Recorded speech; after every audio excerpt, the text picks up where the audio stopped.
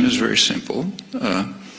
Across the region, an overwhelming majority of the population regards the United States as the main threat to their interests. In fact, opposition to U.S. policy is so high that a considerable majority think the region would be more secure if Iran had nuclear weapons. In Egypt, the most important country, that's 80%. Similar figures elsewhere. There are some in the region who regard Iran as a threat, about 10%.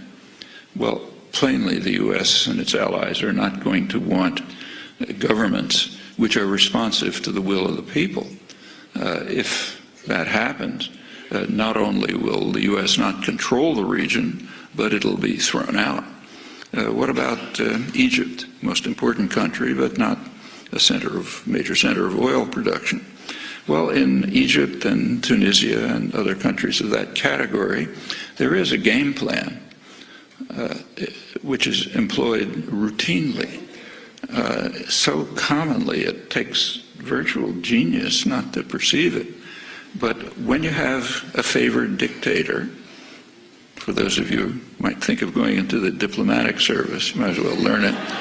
When there's a favored dictator and he's getting into trouble, support him as long as possible, full support as long as possible.